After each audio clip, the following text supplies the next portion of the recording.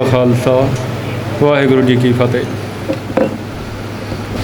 मैं ਸਾਰਿਆਂ ਦਾ ਬਹੁਤ ਧੰਨਵਾਦੀ ਹਾਂ ਜਿਹੜੇ ਮੈਂ ਇਸ ਦਿਹਾੜੇ ਨੂੰ ਮਾਣ ਕਰਨਯੋਗ ਦਿਹਾੜਾ ਕਹਿੰਦਾ ਹੈ ਕਿ ਜਦੋਂ ਸਿੱਖਾਂ ਨੇ ਇੱਕ ਐਸਾ ਇਤਿਹਾਸ ਰਚਿਆ ਹੈ ਜਿਹਨੂੰ ਕਾਲਾ ਦੌਰ ਕਿਹਾ ਜਾਂਦਾ ਹੈ, ਉਹਨਾਂ ਵਾਸਤੇ ਕਾਲਾ ਦੌਰ ਹੋਊਗਾ।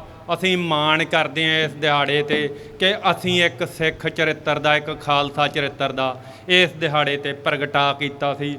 ਪਰ ਸਭ ਤੋਂ ਪਹਿਲਾਂ ਮੇਰੀ ਜਿਹੜੇ ਲੂੰ ਕੰਡੇ ਖੜ੍ਹੇ ਹੋਏ ਆ, ਜਾਂ ਜਦੋਂ ਮੈਨੂੰ ਬਾਣੀ ਦਾ ਕੋਈ ਨਾਦ ਸੁਣਦਾ ਹੈ, ਭਾਈ ਰਣਧੀਰ ਸਿੰਘ ਜੀ ਸਰੰਦਾਬਾਦ ਵਾਚਕ ਇੱਥੇ ਆਏ, ਉਹਨਾਂ ਨੇ ਕੀਰਤਨ ਕੀਤਾ ਅਤੇ ਜਿਹੜੇ ਉਹਨਾਂ ਨੇ ਸ਼ਬਦ ਸ਼ੁਰੂ 'ਚ ਜਦੋਂ ਮੈਂ ਇੱਥੇ ਪਹੁੰਚਿਆ, ਜਿਹੜਾ ਕੀਰਤਨ ਚੱਲ ਰਿਹਾ ਸੀਗਾ,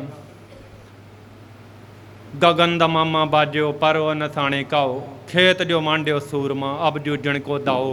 ਅਤੇ ਮੈਨੂੰ ਬਹੁਤ ਮਤਲਬ ਦੇਹ ਰੂਪ 'ਚ ਇਹ ਚੀਜ਼ਾਂ ਬੀਅਰ ਕਰਨੀਆਂ ਔਖੀਆਂ ਹੁੰਦੀਆਂ, ਮੇਰੇ ਲੂੰ ਕੰਡੇ ਖੜ੍ਹੇ ਹੁੰਦੇ ਆ। ਅਤੇ ਇੱਕ ਚੰਗਾ ਫੈਸਲਾ ਹੋਇਆ, ਬਹੁਤ ਵਧੀਆ, ਜਿਹੜਾ ਤੰਤੀ ਸਾਜ਼ਾਂ 'ਤੇ ਕੀਰਤਨ ਕਰਨ ਦੀ ਪੁਰਾਤਨ ਪਰੰਪਰਾ ਦੀ ਰਵਾਇਤ ਆ, ਅਤੇ ਉਹਦੇ 'ਚ ਜਿਹੜਾ ਬਾਣੀ ਦਾ ਤੇਜ ਆ, ਬਹੁਤ ਜਿਹੜੇ ਉਹਦੇ ਕਮਾਲ ਦੇ ਪ੍ਰਭਾਵ ਦਿੰਦੇ ਆ।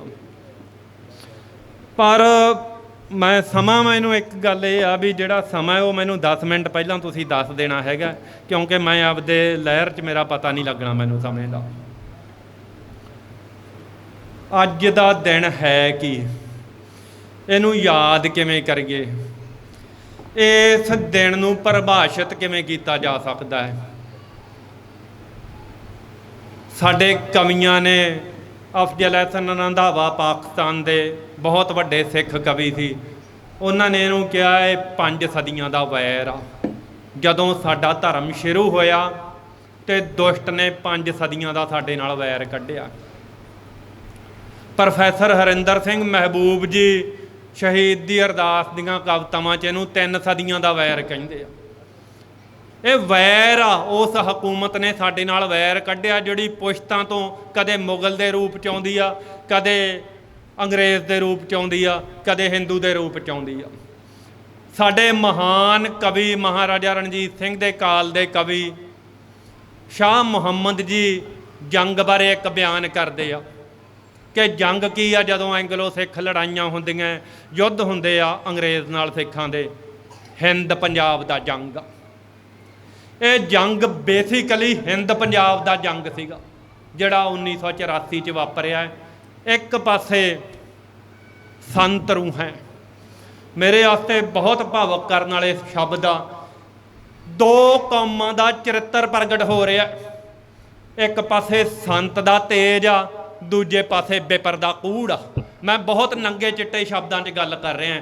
ਇੱਕ ਪਾਸੇ ਸੰਤ ਦਾ ਤੇਜ ਆ, ਸੰਤ ਦੀ ਅਗਵਾਈ 'ਚ ਫੌਜ ਲੜ ਰਹੀ ਆ, ਕੁਛ ਕੁ ਸਾਡੇ 70-80-100 ਕੁ ਗੁਰੂ ਦੇ ਪਿਆਰੇ ਜਿਹੜੇ ਸੰਤ ਰੂਪ ਹੀ ਆ ਉਹ ਲੜ ਰਹੇ ਆ, ਅਤੇ ਦੂਜੇ ਪਾਸੇ ਬਿਪਰ ਦਾ ਜਿਹੜਾ ਹੈਗਾ ਕੁਫਰ ਆ ਉਹ ਲੜ ਰਿਹਾ ਹੈਗਾ। ਅਤੇ ਦੋਨਾਂ ਦੀ ਲੜਾਈ ਆ, ਗੱਲ ਸਾਫ਼ ਹੋ ਰਹੀ ਆ।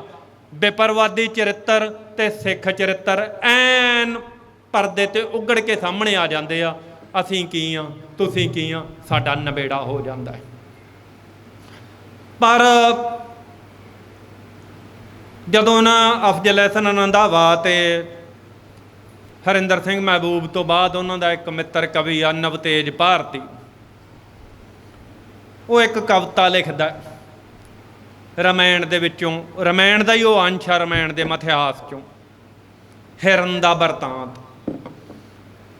ਉਹ ਕੀ ਸੋਚਦੇ ਆ, ਕਿੱਥੇ ਕੁ ਖੜ੍ਹੇ ਆ, ਉਹਨਾਂ ਦਾ ਪੈਗਾਮ, ਉਹਨਾਂ ਦਾ ਅਵਤਾਰ ਦੀ ਜਿਹੜਾ ਹੈਗਾ ਅਵਤਾਰ ਦੀ ਰਮਾਇਣ 'ਚ ਕੀ ਪੇਸ਼ਕਸ਼ ਕੀਤੀ ਗਈ ਆ।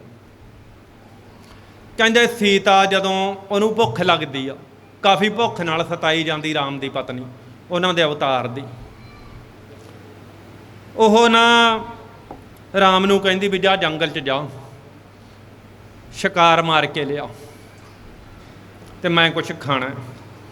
ਰਾਮ ਸ਼ਿਕਾਰ ਮਾਰਨ ਜਾਂਦਾ ਹੈ। ਇੱਕ ਬਹੁਤ ਸੋਹਣਾ ਮਤਲਬ ਕਵੀ ਨੇ ਉਹਨੂੰ ਐਂ ਬਿਆਨ ਕੀਤਾ ਕਿ ਇੰਨਾ ਕੱਦ ਪੁੱਤ, ਇੰਨਾ ਸੋਹਣਾ ਸੁਨਹਿਰੀ ਹਿਰਨ ਸੀ, ਦੂਰੋਂ ਦੇਖ ਕੇ ਰਾਮ ਉਹਦੇ ਵੱਲ ਬਾਣ ਛੱਡਦੇ ਆ, ਤੀਰ ਛੱਡਦੇ ਆ, ਹਿਰਨ ਦੀ ਮੌਤ ਬਹੁਤ ਜ਼ਿਆਦਾ ਤਰਾਸ਼ਦੇਕ ਹੁੰਦੀ ਆ, ਬਹੁਤ ਤੜਫਦਾ ਹੈ। ਉਹਦੇ ਜਦੋਂ ਬਾਣ ਵੱਜਦਾ ਹੈ, ਤੀਰ ਵੱਜਦਾ, ਉਹ ਬਹੁਤ ਤੜਫਦਾ, ਰਾਮ ਦੂਰ ਹੁੰਦਾ ਉਦੋਂ, ਉਹ ਬਹੁਤ ਤੜਫਦਾ ਹੈ ਅਤੇ ਤੜਫ ਕੇ ਉਹਦੀ ਮੌਤ ਹੋ ਜਾਂਦੀ ਆ। ਨਵਤੇਜ ਭਾਰਤੀ ਕਹਿੰਦਾ ਹੈ, ਹਰੇ ਕਚੂਰ ਘਾਹ ਦੇ ਉੱਤੇ ਉਹਦੀਆਂ ਅੱਖਾਂ ਖੁੱਲ੍ਹੀਆਂ ਰਹਿ ਗਈਆਂ ਹਿਰਨ ਦੀਆਂ, ਅਤੇ ਤਿਪ ਤਿਪ ਤਿਪ ਤਿਪ ਉਹਦੀਆਂ ਅੱਖਾਂ 'ਚੋਂ ਪਾਣੀ ਵਗੀ ਜਾਂਦਾ ਹੈਗਾ। ਰਾਮ ਜੀ ਨੇ ਬਹੁਤ ਦੂਰੋਂ ਤੀਰ ਮਾਰ ਕੇ ਉਹਨੂੰ ਮਾਰਿਆ ਸੀ। ਉਹ ਨੇੜੇ ਆਉਂਦਾ ਹੈ, ਉਹ ਨੇੜੇ ਆ ਕੇ ਆਪਦਾ ਸ਼ਿਕਾਰ ਜਦੋਂ ਚੱਕਣ ਆਉਂਦਾ ਅਤੇ ਉਹ ਦੇਖਦਾ ਹੈਗਾ ਵੀ ਮੈਥੋਂ ਐਡਾ ਕੁ ਸੋਹਣਾ ਕਿਸੇ ਜੀਵ ਦੀ ਮੌਤ ਹੋ ਗਈ, ਮੇਰੇ ਤੋਂ ਇਹਦਾ ਕਤਲ ਹੋ ਗਿਆ, ਮੇਰੇ ਤੋਂ ਇਹਦੀ ਹੱਤਿਆ ਹੋ ਗਈ। ਉਹਨੂੰ ਕਿੜਾਂ ਪੈਂਦੀਆਂ। ਨਵਤੇਜ ਭਾਰਤੀ ਕਹਿੰਦਾ, ਉਹਦਾ ਜਿਹੜਾ ਕਵੀ ਹੈ ਲੀਲਾ ਦਾ, ਹਿਰਨ ਦਾ ਬਰਤਾਂਤ ਕਵਿਤਾ ਹੈ, ਉਹਦੇ ਤੋਂ ਜਰਿਆ ਨਹੀਂ ਜਾਂਦਾ। ਫਿਰ ਉਹਨੂੰ ਕਿੜਾਂ ਪੈਂਦੀਆਂ, ਉਹਨੂੰ ਆਏ ਆ ਵੀ ਮੈਂ ਕੋਈ ਪਾਪ ਕਰ ਲਿਆ। ਉਹ ਵਾਰੀ ਵਾਰੀ ਜਿਹੜਾ ਹੈ ਨਾ ਮਤਲਬ ਇਹ ਕਹੀ ਜਾਂਦਾ ਹੈ ਹਿਰਨ ਨੂੰ ਵੀ ਮੈਨੂੰ ਮਾਫ਼ ਕਰ ਦੇ, ਤੂੰ ਆਪਦੀਆਂ ਅੱਖਾਂ ਮੁੰਦ ਲਾ, ਤੇਰੀਆਂ ਖੁੱਲ੍ਹੀਆਂ ਅੱਖਾਂ ਮੈਥੋਂ ਦੇਖੀਆਂ ਨਹੀਂ ਜਾਂਦੀਆਂ, ਤੂੰ ਅੱਖਾਂ ਮੁੰਦ ਲਾ। ਇੱਕ ਉਹ ਨਾ ਬਹੁਤ ਤਰਸ ਦੇ ਰੂਪ 'ਚ ਕਹਿੰਦਾ ਹੈਗਾ, ਕਹਿੰਦਾ ਮੈਂ ਹਿੰਦੂਆਂ ਦਾ ਆਖਰੀ ਅਵਤਾਰ ਤੇਰੇ ਮੂਹਰੇ ਹੱਥ ਜੋੜ ਕੇ ਬੇਨਤੀ ਕਰਦਾ ਵੀ ਤੂੰ ਆਪਦੀਆਂ ਅੱਖਾਂ ਮੁੰਦ ਲਾ, ਇਹ ਅੱਖਾਂ ਬੰਦ ਕਰ ਲਾ, ਤੇਰੇ ਸੋਹਣੇ ਖੁੱਲ੍ਹੇ ਨੈਣ ਮੈਥੋਂ ਦੇਖੇ ਨਹੀਂ ਜਾਂਦੇ, ਇਹ ਬੰਦ ਕਰ ਲਾ। ਅਤੇ ਇਹੀ ਗੱਲ ਕਹਿੰਦਾ ਉਹ ਕਲਪਦਾ ਤੜਫਦਾ, ਪਰ ਹਿਰਨ ਜਿਹੜਾ ਹਿਰਨ ਉਵੇਂ ਹੀ ਖੁੱਲ੍ਹੀਆਂ ਅੱਖਾਂ 'ਚ ਹਰੇ ਕਚੂਰ ਘਾਹ 'ਤੇ ਉਹਦਾ ਲਾਸ਼ ਪਈ ਆ।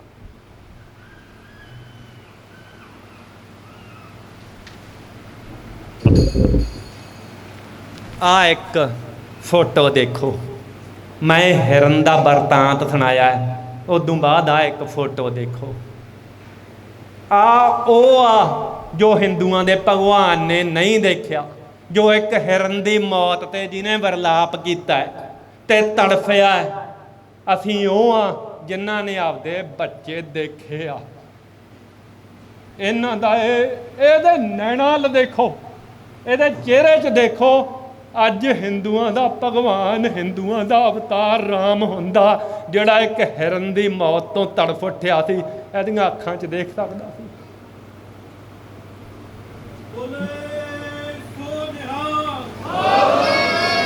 ਡਾਕਟਰ ਗੁਰਭਗਤ ਸਿੰਘ ਕਹਿੰਦੇ ਆ ਕਿ ਜ਼ਖਮ ਨੂੰ ਸੂਰਜ ਬਣਨ ਦਿਓ।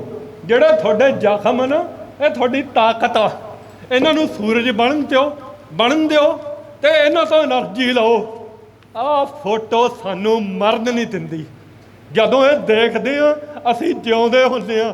ਨਿਤਸ਼ੇ ਕਹਿੰਦਾ ਇਹੋ ਜਿਹੀਆਂ, ਪੱਛਮ ਦਾ ਮਹਾਨ ਦਾਰਸ਼ਕ ਨਿਤਸ਼ੇ ਕਹਿੰਦਾ ਇਹੋ ਜਿਹੀਆਂ ਮਹਾਨ ਤਰਾਸ਼ਦੀਆਂ ਸਾਨੂੰ ਜਿਉਂਦਾ ਰੱਖਦੀਆਂ। ਇਹ ਮੌਤ, ਟਾਰਚਰ ਸਾਨੂੰ ਜਿਉਂਦਾ ਰੱਖਦੀ ਹੈ ਅਤੇ ਮਰਨ ਨਹੀਂ ਦਿੰਦੀ। ਇਹਦੀ ਯਾਦ 'ਚ ਅਸੀਂ ਯੋਧੇ ਬਣਦੇ ਹਾਂ ਅਤੇ ਲੜਨ ਦੀ ਸਪਿਰਿਟ ਸਾਡੇ 'ਚ ਪੈਦਾ ਹੁੰਦੀ ਆ।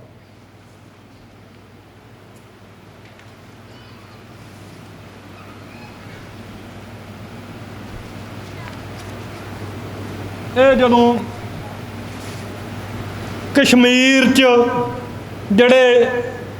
ਜਦੋਂ ਇਹਨਾਂ ਨੇ ਸਿੰਘਪੁਰਾ 'ਚ, ਜਿਹੜੇ 36 ਸਿੰਘਪੁਰਾ 'ਚ ਸਾਡਾ ਜਿਹੜਾ ਕਤਲੇਆਮ ਕੀਤਾ ਹੈ, ਉਦੋਂ ਜਿਹੜਾ ਬੱਚਿਆਂ ਦਾ ਹਾਲ ਆ, ਜਿੱਥੇ ਸਾਡੇ ਬਹੁ ਗਿਣਤੀ 'ਚ ਸਿੱਖ ਇਹਨਾਂ ਨੇ ਇੱਕ ਡਰਾਮਾ ਕਰਕੇ ਕਿ ਪਾਕਿਸਤਾਨ 'ਚੋਂ ਬੰਦੇ ਆ ਕੇ ਮਾਰ ਗਏ, ਪਾਕਿਸਤਾਨ ਦੀ ਵਰਦੀ ਪਾ ਕੇ। ਬੇਸ਼ਰਮੀ ਨਾਲ ਮੀਡੀਆ ਨੇ ਇਹ ਗੱਲ ਕਹੀ ਕਿ ਉਹਨਾਂ ਦੇ ਪਾਕਿਸਤਾਨ ਦੀ ਵਰਦੀ ਪਾਈ ਸੀਗੀ। ਅਤੇ ਇਹਨਾਂ ਦੀਆਂ ਜਿਹੜੀਆਂ ਹੈਗੀਆਂ ਏਜੰਸੀਆਂ ਨੇ ਸਾਡਾ ਕਤਲੇਆਮ ਕੀਤਾ ਕਸ਼ਮੀਰ 'ਚ। ਆ ਜਦੋਂ ਕਸ਼ਮੀਰ 'ਚ ਸਿੱਖ ਮਾਰੇ ਜਾਂਦੇ ਆ, ਉਹਨਾਂ ਦੇ ਬੱਚੇ ਵਿਰਲਾਪ ਕਰਦੇ ਆ। ਆ ਉਹਨਾਂ ਦੇ ਬੱਚੇ ਆ ਅਤੇ ਇਹਨਾਂ ਦੇ ਚਿਹਰਿਆਂ 'ਚ ਦੇਖੋ, ਖਾਸ ਕਰ ਆ ਜਿਹੜਾ ਬੱਚਾ ਹੈਗਾ ਵਿਚਾਲੇ, ਜਿਹੜਾ ਮੇਲ ਚਾਈਲਡ ਆ, ਅਤੇ ਆ ਫੀਮੇਲ ਆ, ਉੱਧਰ ਦੂਜੀ ਜਿਹੜੀ ਛੋਟੀ ਬੱਚੀ ਆ। ਕਾਮਰੇਡਾਂ ਨੇ ਬਹੁਤ ਉਹ ਤਰਾਸ਼ਦੀ ਨੂੰ ਮਹਾਨਤਾ ਦਿੰਦੇ ਵੀ ਅਸੀਂ ਤਰਾਸ਼ਦੀ ਲਿਖੀ ਆ, ਅਸੀਂ ਤਰਾਸ਼ਦਿਕ ਸਾਹਿਤ ਲਿਖਿਆ। ਇੰਨੇ ਕੁ ਡਰਾਮੇ ਕੀਤੇ, ਇੰਨਾ ਕੁ ਝੂਠ ਬੋਲਿਆ। ਸੁਰਜੀਤ ਪਾਤਰ ਨੇ ਇੱਕ ਕਿਤਾਬ ਲਿਖੀ, ਬਿਰਖ ਅਰਜ ਕਰੇ, ਸ਼ਾਇਦ 84 ਤੇ ਕਿਤਾਬ ਆ। ਸਟੇਟ ਦਾ ਪੱਖ ਪੂਰਦੀ ਅਤੇ ਇੱਕ ਵਿੱਚ ਵਿਚਾਲੇ ਜੇ ਗੱਲ ਕਰਦੀ, ਇੱਕ ਦੋਗਲੀ ਬਿਰਤੀ ਦੀ ਕਿਤਾਬ ਲਿਖੀ। ਉਹੋ ਜੀ ਪੇਤਲੇ ਪੱਧਰ ਦੀ ਕਿਤਾਬ, ਉਹੋ ਜਿਹੇ 1000 ਕਵੀ ਪੈਦਾ ਹੋਣ, ਇੱਕ ਫੋਟੋ ਦਾ ਮੁਕਾਬਲਾ ਨਹੀਂ ਕਰ ਸਕਦੀ ਜਿਹੜੇ ਸਟੇਟ ਦੇ ਪਾਲਤੂ ਕਵੀ ਆ। ਜਾਂ ਕਾਮਰੇਡਾਂ ਨੇ ਜਿਵੇਂ ਅਵਤਾਰ ਪਾਸ਼ ਨਾਂ ਦਾ ਇੱਕ ਅਖੌਤੀ ਜਿਹਾ ਕਵੀ ਪੈਦਾ ਕੀਤਾ, ਜਿਹਨੇ ਬਹੁਤ ਜ਼ਿਆਦਾ ਸਿੱਖਾਂ 'ਤੇ ਕਟਾਕਸ਼ ਕੀਤੇ ਅਤੇ ਬਹੁਤ ਜ਼ਿਆਦਾ ਮਤਲਬ ਸਾਡੇ ਬਾਰੇ ਮਾੜਾ ਬੋਲਿਆ। ਉਹੋ ਜਿਹੀਆਂ ਨਗੂਣੀਆਂ ਕਲਮਾਂ ਇੱਕ ਫੋਟੋ ਦਾ ਵੀ ਨਹੀਂ ਮੁਕਾਬਲਾ ਕਰ ਸਕਦੀਆਂ। ਉਹ ਘੜੀ ਸੀ ਕੋਈ ਕਮਾਲ ਦੀ ਜਦੋਂ ਇਹ ਫੋਟੋਆਂ ਖਿੱਚੀਆਂ ਗਈਆਂ ਜਾਂ ਜਦੋਂ ਇਹ ਪੇਂਟਿੰਗਸ ਬਣਾਈਆਂ।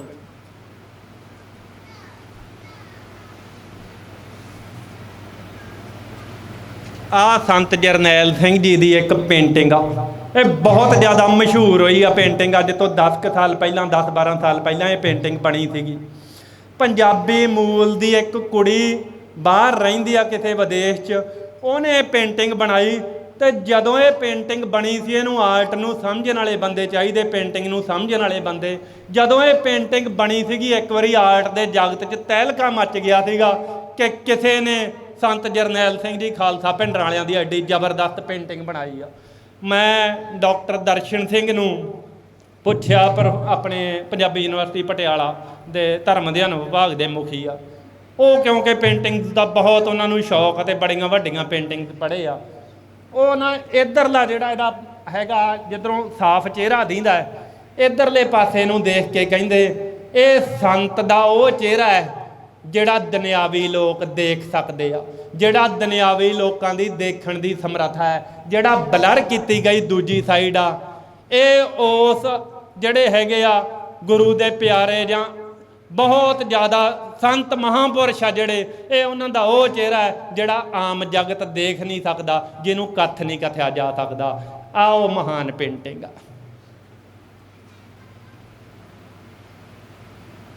ਹੁਣ ਹੋਇਆ ਕੀ ਆ, ਜਿਹੜਾ ਮੈਂ ਕਹਿੰਦਾ ਵੀ ਸਟੇਟ ਦੇ ਚਰਿੱਤਰ ਦਾ ਤੇ ਸਾਡੇ ਚਰਿੱਤਰ ਦਾ ਪਤਾ ਲੱਗਦਾ ਹੈ। ਇੱਕ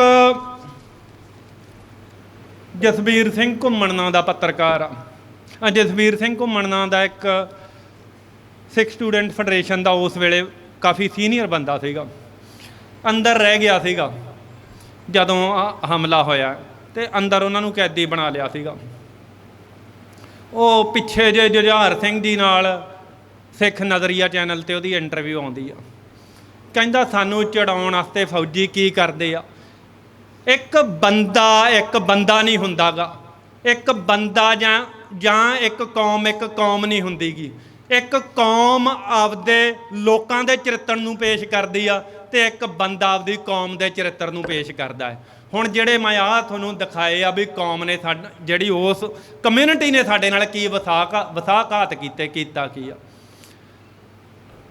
ਜਿਹੜੇ ਜਸਵੀਰ ਸਿੰਘ ਘੁੰਮਣ ਜੀ ਕਹਿੰਦੇ ਨਾ ਇੱਕ ਮਾਤਾ ਹੈ, ਪਰ ਕਰਮਾਂ ਦੇ ਵਿੱਚ ਉਹ ਸ਼ਹੀਦ ਹੋ ਚੁੱਕੀ ਆ, ਮਰੀ ਵੀ ਆ। ਸੰਗਤੀ ਰੂਪ 'ਚ ਜਿਹੜੇ ਉੱਥੇ ਦਰਸ਼ਨਾਂ ਨੂੰ ਆਏ ਸੀ ਦਰਬਾਰ ਸਾਹਿਬ, ਪਰ ਕਰਮਾਂ 'ਚ ਉਸ ਮਾਤਾ ਦੀ ਮੌਤ ਹੋ ਜਾਂਦੀ ਆ। ਉਹਦਾ ਬੱਚਾ ਬਹੁਤ ਛੋਟਾ ਜਿਹਾ ਬੱਚਾ ਹੈ, 3 ਕੁ ਸਾਲ ਦੀ ਉਮਰ ਵੀ ਨਹੀਂ, ਉਹ ਦੁੱਧ ਚੁੰਘਦਾ ਬੱਚਾ ਹੈ। ਇੱਕ ਫੌਜੀ ਆਉਂਦਾ ਆ, ਉਹਨਾਂ ਦਾ ਚਰਿੱਤਰ ਆ, ਸਾਡਾ 500 ਸਾਲ ਦਾ ਇਤਿਹਾਸ ਗਵਾਹ ਹੈ ਅਸੀਂ ਕਿਵੇਂ ਲੜੇ ਆ ਅਤੇ ਸਾਡਾ ਚਰਿੱਤਰ ਕੀ ਆ।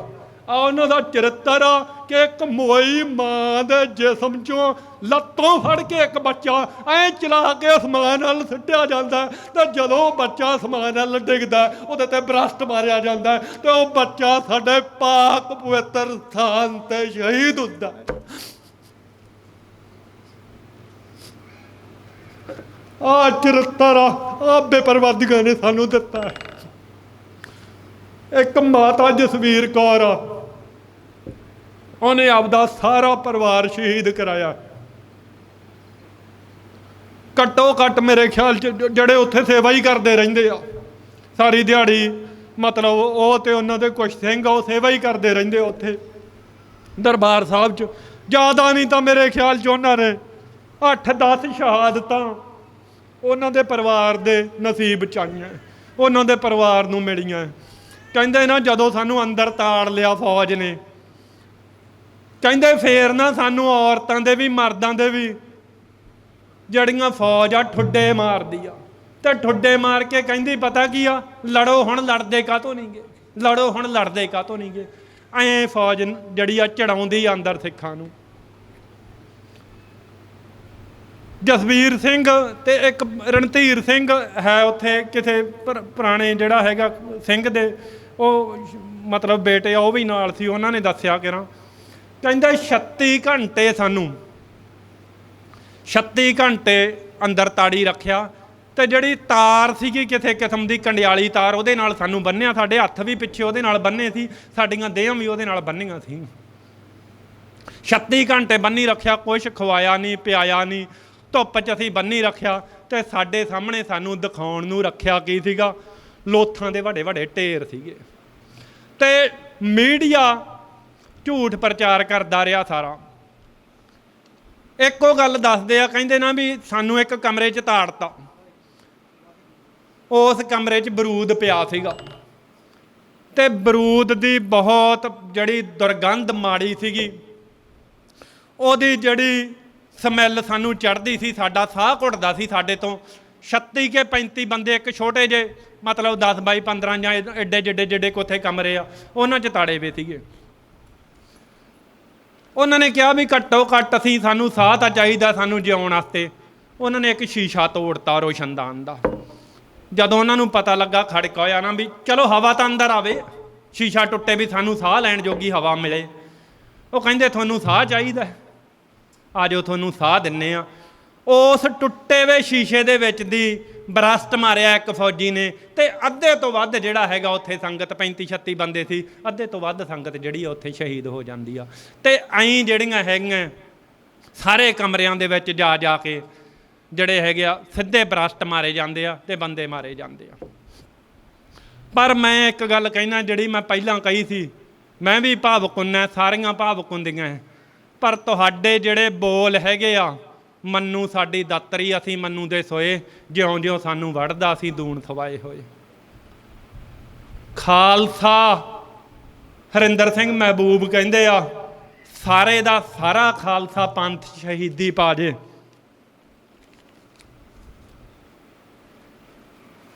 ਸਾਰੇ ਦੇ ਸਾਰੇ ਸਿੱਖ ਵੀ ਜੇ ਸ਼ਹੀਦ ਹੋ ਜਾਣ, ਤੁਹਾਡਾ ਆਪਦੇ ਗੁਰੂ 'ਚ ਵਿਸ਼ਵਾਸ ਆ, ਤੁਸੀਂ ਮਰ ਨਹੀਂ ਸਕਦੇ। ਤੁਸੀਂ ਸਿਵੇ ਦੀ ਖਾਕ 'ਚੋਂ ਕੁੱਕਨ ਸੰਗੂ ਦੁਆਰੇ ਪੈਦਾ ਹੋ ਜਾਓਗੇ। ਬਹੁਤ ਸਾਡੀਆਂ ਨਸਲ ਕੁਸ਼ੀਆਂ ਕੀਤੀਆਂ, ਬਹੁਤ ਅਸੀਂ ਘਲੂ ਘਰੇ 'ਚ ਝੱਲੇ, ਪਰ ਮੈਨੂੰ ਇੱਕ ਗੱਲ ਯਾਦ ਆ, ਮੈਨੂੰ ਇੱਕ ਗੱਲ ਪਤਾ ਹੈ। ਸੰਤ ਸਿੰਘ ਸੇਖੋਂ ਇੱਕ ਕਾਮਰੇਡ ਸੀ, ਪਰ ਉਹ ਬਾਅਦ 'ਚ ਸਿੱਖ ਬਣ ਗਿਆ ਸੀਗਾ। ਅਖੀਰ 'ਚ ਖਾਲਸਤਾਨ ਦੀ ਹਮਾਇਤ ਕਰਨ ਲੱਗ ਗਿਆ ਸੀ। ਉਹਨੇ ਇਹ ਗੱਲ ਕਹੀ ਸੀਗੀ, ਅੱਕੇ ਵੇ ਨੇ ਸਟੇਟ ਤੋਂ। ਉਹਨੇ ਦੇਖ ਲਿਆ ਸੀ ਨਾ ਪਹਿਲਾਂ, ਉਹ ਕਹਿੰਦਾ ਮੈਥੋਂ ਪਾਪ ਹੋ ਗਿਆ, ਮੈਂ ਇਸ ਸਟੇਟ ਦੀ ਕਾਮਰੇਡ ਹੋਣ ਦੇ ਨਾਤੇ ਮਦਦ ਕਰਦਾ ਰਿਹਾ। ਮੈਂ ਮੂਰਖ ਸੀ, ਕਹਿੰਦਾ ਮੈਨੂੰ ਪਤਾ ਨਹੀਂ ਸੀ। ਜਦੋਂ ਮੈਨੂੰ ਸੁਰਤ ਆਈ, ਕਹਿੰਦਾ ਉਦੋਂ ਪਤਾ ਲੱਗਾ ਅਸਲ ਜਿਹੜੀ ਮੁਕਤੀ ਆ ਉਹ ਗੁਰੂ ਸਾਹਿਬ ਦੇ ਰਾਜ 'ਚ ਹੀ ਆ, ਗੁਰੂ ਸਾਹਿਬ ਦੇ ਚਰਨਾਂ 'ਚ ਹੀ ਆ। ਉਹ ਫਿਰ ਇੱਕ ਗੱਲ ਕਹਿੰਦਾ, ਜਿਹੜੇ ਕਹਿੰਦੇ ਨਾ ਵੀ ਅਸੀਂ ਮਰ ਜਾਵਾਂਗੇ, ਇਹ ਇੱਕ ਸੋਗੀ ਚਿੰਤਨ ਜਿਹਾ ਚੱਲ ਰਿਹਾ ਹੈ। ਨਾ ਅੱਜ ਨਾ ਕੱਲ੍ਹ ਨਾ ਜਿੰਨਾ ਚਿਰ ਤਾਈਂ ਇਹ ਧਰਤ ਆਕਾਸ਼ ਆ, ਖਾਲਸਾ ਕੌਮ ਇੱਥੇ ਹੀ ਰਹੂਗੀ, ਰਾਜ ਭਾਗ ਭੋਗੂਗੀ। ਤੁਸੀਂ ਮਰ ਨਹੀਂ ਸਕਦੇ। ਪਰ ਇੱਕ ਸ਼ਰਤ ਆ, ਜਿਹੜੀ ਸੰਤ ਸਿੰਘ ਸੇਖੋਂ ਕਹਿੰਦਾ ਹੈ, ਕਹਿੰਦਾ ਜਿੰਨਾ ਚਿਰ ਤਾਈਂ ਤੁਹਾਡੀਆਂ ਮਾਵਾਂ ਬਾਣੀ ਪੜ੍ਹਦੀਆਂ ਤੇ ਬਾਣੀ ਪੜ੍ਹਨ ਵਾਲੀਆਂ ਮਾਵਾਂ ਪੁੱਤ ਜੰਮਦੀਆਂ, ਉਹਨਾਂ ਚਿਹਰੇ ਪੁੱਤ ਬਾਗੀ ਹੁੰਦੇ ਰਹਿਣਗੇ ਤੇ ਆਪਦੇ ਹੱਕਾਂ ਵਾਸਤੇ ਲੜਦੇ ਰਹਿਣਗੇ। ਇਹ ਮਰ ਨਹੀਂ ਸਕਦੇ। ਹੁਣ ਕੌਮ ਦੇ ਸਾਡੇ ਇਹ ਮੰਦੇ ਭਾਗ ਆ ਕਿ ਅਸੀਂ ਆਪਦੇ ਮਹਾਨ ਦਾਰਸ਼ਨਿਕਾਂ ਨੂੰ ਪਛਾਣ ਨਹੀਂ ਸਕੇ। ਅਸੀਂ ਪ੍ਰੋਫੈਸਰ ਪੂਰਨ ਸਿੰਘ ਨੂੰ ਪਛਾਣ ਨਹੀਂ ਸਕੇ। ਅਸੀਂ ਭਾਈ ਕਾਹਨ ਸਿੰਘ ਨਾਭਾ ਦੇ ਤੋਂ ਉਹ ਫਾਇਦਾ ਨਹੀਂ ਲੈ ਸਕੇ ਜਿਹੜੇ ਸਾਡੇ ਮਹਾਨ ਦਾਰਸ਼ਨਿਕ ਸੀ। ਸਾਡੇ ਦੇਖਦਿਆਂ ਦੇਖਦਿਆਂ ਅੱਜ ਤੋਂ 8-7 ਸਾਲ ਪਹਿਲਾਂ ਪ੍ਰੋਫੈਸਰ ਹਰਿੰਦਰ ਸਿੰਘ ਮਹਿਬੂਬ ਚੜ੍ਹਾਈ ਕਰ ਗਏ। ਉਸ ਦਰਵੇਸ਼ ਚਿੰਤਕ ਨੇ ਜਿਹੜੀ ਗੱਲ ਕਹੀ ਆ ਵੀ ਤੁਸੀਂ ਜਿਉਣਾ ਕਿਵੇਂ ਆ, ਜਾਂ ਤੁਸੀਂ ਮਰ ਸਕਦੇ ਕਿ ਨਹੀਂ ਮਰ ਸਕਦੇ, ਇਹ ਸਰਕਾਰਾਂ ਦਾ ਭਰਮ ਆ, ਤੁਸੀਂ ਮਰ ਜਾਓਗੇ। ਆ ਉਹਦੀ ਇੱਕ ਲਾਈਨ, ਜਿਹੜੇ ਉਹ ਇੰਨੇ ਊਰਜਾ ਵਾਲਾ ਉਹਨਾਂ ਦਾ ਜਿਹੜਾ ਮਤਲਬ ਵਾਰਤਕ ਆ, ਉਹਦੇ 'ਚੋਂ ਮੈਂ ਪੜ੍ਹ ਕੇ ਸੁਣਾਉਣਾ। ਮੌਤ ਦੀ ਮੰਝ ਧਾਰ ਵਿੱਚ ਪਹੁੰਚ ਕੇ ਆਪਣੀ ਫਤਿਹ ਦਾ ਅਤਲ ਬੇਲਾ ਰੂਪ ਵੇਖਣਾ ਹੀ ਜ਼ਿੰਦਗੀ ਦੀ ਸਭ ਤੋਂ ਵੱਡੀ ਪ੍ਰਾਪਤੀ ਹੈ। ਜੋ ਗਏ ਹਨ ਉਹ ਮੁੜ ਆਉਣਗੇ, ਬਸ ਸੰਘਰਸ਼ਾਂ 'ਚ ਪਲੇ ਜੁਝਾਰੂ ਸਿਦਕ ਦੀ ਲੋੜ ਹੈ। ਸੰਤ ਜਰਨੈਲ ਸਿੰਘ ਜੀ ਜਦੋਂ ਗੁਰੂ ਕਾਲ ਦੀ ਕਿਹੜੀ ਰੂਹ ਆ, 14ਵੇਂ ਮੁਖੀ ਆ ਬਾਬਾ ਦੀਪ ਸਿੰਘ ਜੀ ਦੀ ਥਾਂ ਉਹ। ਭਾਈ ਮਣੀ ਸਿੰਘ ਜੀ ਦੀ ਥਾਂ।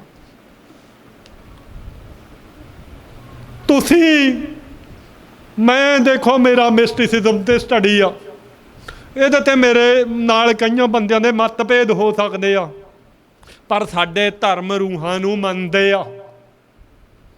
ਰੂਹਾਂ ਹੁੰਦੀਆਂ ਤੇ ਜਿੰਨਾ ਚਿਰ ਰੂਹਾਂ ਦੇ ਕਾਰਜ ਪੂਰੇ ਨਹੀਂ ਹੁੰਦੇ ਰੂਹਾਂ ਆਉਂਦੀਆਂ ਰਹਿੰਦੀਆਂ। ਸੰਤ ਜਰਨੈਲ ਸਿੰਘ ਜੀ ਅਸਲ 'ਚ ਗੁਰੂ ਕਾਲ ਦੀ ਕੋਈ ਉਹ ਰੂਹ ਆ, ਜਾਂ ਜਦੋਂ ਨਾ ਅਸੀਂ ਖਾਲਸਾ ਪੰਥ ਦਾ ਇਤਿਹਾਸ ਪੜ੍ਹਦੇ ਹਾਂ, ਨਿਹੰਗ ਸਿੰਘ, ਮੈਂ ਬਹੁਤ ਸਤਿਕਾਰ ਆ ਗੁਰੂ ਦੀਆਂ ਲਾਡਲੀਆਂ ਫੌਜਾਂ, ਇਹਨਾਂ ਨੇ ਬਹੁਤ ਉਹ ਗ੍ਰੰਥ ਪੜ੍ਹੇ ਆ। ਉਹਨਾਂ 'ਚ ਲਿਖਿਆ ਗਿਆ ਇੱਕ ਤਾਂ ਗੁਰੂ ਮਾਨਿਓ ਗ੍ਰੰਥ, ਦੂਜਾ ਲਿਖਿਆ ਗਿਆ ਗੁਰੂ ਮਾਨਿਓ ਪੰਥ। ਪੰਥ ਦੇ ਵਿੱਚ ਵੀ ਗੁਰੂ ਹਾਜ਼ਰ ਆ।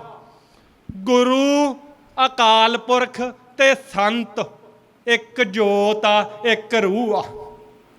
ਦੇਹਾਂ ਦੀਆਂ ਜਿਹੜੀਆਂ ਹੈਗੀਆਂ ਬੰਦਿਸ਼ਾਂ ਚੋਂ ਪਾਰ, ਦੇਹ ਦੀ ਵਲਗਣ ਤੋਂ ਪਾਰ, ਪੰਜ ਭੂਤਕ ਸਰੀਰ ਤੋਂ ਪਾਰ ਅਸੀਂ ਇੱਕ ਰੂਹ ਆ, ਅਸੀਂ ਇੱਕ ਜੋਤ ਆ। ਉਹ ਜੋਤ ਸੰਤ ਜਰਨੈਲ ਸਿੰਘ ਦੇ ਰੂਪ 'ਚ ਲੜ ਰਹੀ ਆ। ਉਹ ਜੋਤ ਐਡੇ ਵੱਡੇ ਇੱਕ ਮੁਲਕ ਨੂੰ ਚੈਲੰਜ ਕਰ ਰਹੀ ਆ। ਉਹ 100 ਜੋਤਾਂ ਭੁਪਿੰਦਰ ਸਿੰਘ ਪ੍ਰੋਫੈਸਰ ਪੰਜਾਬੀ ਯੂਨੀਵਰਸਿਟੀ ਪਟਿਆਲਾ ਦੇ, ਮੈਡਮ ਦਲੀਪ ਕੌਰ ਟਵਾਣਾ ਦਾ ਨਾਂ ਸੁਣਿਆ ਹੋਣਾ, ਨਾਵਲਕਾਰ ਲਿਖਦੇ ਆ, ਨਾਵਲ ਲਿਖਦੇ ਸੀਗੇ ਉਹ। ਉਹਨਾਂ ਦੇ ਘਰ ਵਾਲੇ ਆ, ਹਸਬੈਂਡ ਆ ਉਹਨਾਂ ਦੇ ਭੁਪਿੰਦਰ ਸਿੰਘ, ਪੜ੍ਹਦੇ ਬਹੁਤ ਜ਼ਿਆਦਾ ਸੀਗੇ। ਕਰਮਜੀਤ ਸਿੰਘ ਪੱਤਰਕਾਰ ਨਾਲ ਉਹਨਾਂ ਦੀ ਪੰਜਾਬੀ ਟ੍ਰਿਬਿਊਨ ਵਾਲਿਆਂ ਨਾਲ ਉਹਨਾਂ ਦੀ ਇੱਕ ਇੰਟਰਵਿਊ ਹੁੰਦੀ ਉਹਨਾਂ ਦਿਨਾਂ 'ਚ। ਕਹਿੰਦੇ ਉਹ 100 ਸੰਤ ਰੂਹਾਂ ਸੀਗੀਆਂ, ਉਹ 100 ਸੰਤ ਰੂਹਾਂ ਸੀਗੀਆਂ ਜਿਹੜੇ ਗੁਰੂ ਦੇ ਦਰ 'ਤੇ ਲੜ ਰਹੀਆਂ ਸੀ ਆਪਦੇ ਇਸ਼ਟ ਵਾਸਤੇ।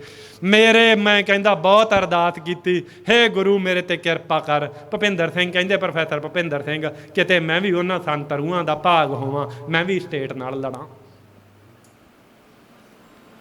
ਐਂ ਜਿਹੜਾ ਹੈਗਾ ਕੌਮਾਂ ਦੇ ਚਰਿੱਤਰ ਪਰਖੇ ਗਏ ਆ। ਨਰੈਣ ਸਿੰਘ ਚੌੜਾ ਦੀ ਪੰਥਕ ਦਸਤਾਵੇਜ਼, ਕਰਮਜੀਤ ਸਿੰਘ ਤੇ ਨਰੈਣ ਸਿੰਘ ਚੌੜਾ ਦੀ ਪੰਥਕ ਦਸਤਾਵੇਜ਼ ਤੁਸੀਂ ਕਿਤਾਬ ਦੇਖੀ ਆ। ਇੱਕ ਗੋਰਾ ਹੈ, ਸੰਤਾਂ ਨੂੰ ਮਿਲਣ ਆਉਂਦਾ ਹੈ। ਸੰਤ ਕਹਿ ਦਿੰਦੇ ਵੀ ਮੈਂ ਨਹੀਂ ਮਿਲਣਾ, ਮਨ ਨਹੀਂ ਸੀਗਾ ਮਿਲਣ ਦਾ। ਗੋਰਾ ਫੇਰ ਵੀ ਖੁਸ਼ ਆ, ਕਹਿੰਦਾ ਕੋਈ ਗੱਲ ਨਹੀਂ, ਜਿਵੇਂ ਉਹਨਾਂ ਦਾ ਮਹਾਂਪੁਰਸ਼ਾਂ ਦਾ ਹੁਕਮ ਆ।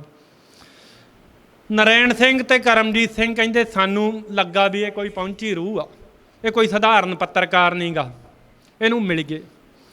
ਹੁਣ ਗੋਰਾ ਕਰਮਜੀਤ ਸਿੰਘ ਨੂੰ ਕਹਿੰਦਾ, ਇਤਿਹਾਸ ਦੀ PhD ਸ਼ੁਰੂ ਕੀਤੀ ਸੀ, ਬਾਅਦ 'ਚੋਂ ਛੱਡ ਕੇ ਡਾਕਟਰ ਗੰਡਾ ਸਿੰਘ ਦੇ ਨਾਲ ਉਹ ਕੰਮ ਕਰਨਾ ਉਹਨਾਂ ਨੇ ਸ਼ੁਰੂ ਕੀਤਾ ਸੀ ਕਰਮਜੀਤ ਸਿੰਘ ਨੇ। ਗੋਰਾ ਇੱਕ PhD ਦੇ ਸਟੂਡੈਂਟ ਕਰਮਜੀਤ ਸਿੰਘ ਨੂੰ ਕਹਿੰਦਾ ਤੁਸੀਂ 18ਵੀਂ ਸਦੀ ਦੇ ਇਤਿਹਾਸ ਬਾਰੇ ਜਾਣੂ ਆ। ਕਰਮਜੀਤ ਸਿੰਘ ਕਹਿੰਦਾ ਪਤਾ ਨਹੀਂ ਕੀ ਪੁੱਛ ਲੈਣਾ। ਕਹਿੰਦਾ ਮੈਂ ਕਿਹਾ ਜੀ ਹਾਂਜੀ ਠੀਕ ਪੜ੍ਹਿਆ। ਸੰਤ ਜਰਨੈਲ ਸਿੰਘ ਜੀ ਉਦੋਂ ਦੇਹ ਰੂਪ 'ਚ ਹਾਜ਼ਰ ਆ ਦਰਬਾਰ ਸਾਹਿਬ 'ਚ, ਅਕਾਲ ਤਖਤ ਸਾਹਿਬ 'ਚ ਦੇਹ ਰੂਪ 'ਚ ਸੰਤ ਜਰਨੈਲ ਸਿੰਘ ਜੀ ਹਾਜ਼ਰ ਆ ਜਦੋਂ ਇਹ ਇੰਟਰਵਿਊ ਚੱਲ ਰਹੀ ਆ।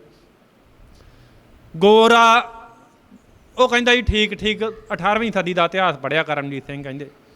ਉਹ ਕਹਿੰਦੇ 18ਵੀਂ ਸਦੀ ਦੇ ਸਿੱਖਾਂ ਦਾ ਚਰਿੱਤਰ ਤਾਂ ਤੈਨੂੰ ਪਤਾ ਹੈ, 18ਵੀਂ ਸਦੀ ਦੇ ਸਿੱਖ ਕੌਣ ਸੀਗੇ ਤਾਂ ਤੈਨੂੰ ਪਤਾ ਹੈ? ਉਹ ਕਹਿੰਦਾ ਹਾਂਜੀ ਪਤਾ ਹੈ।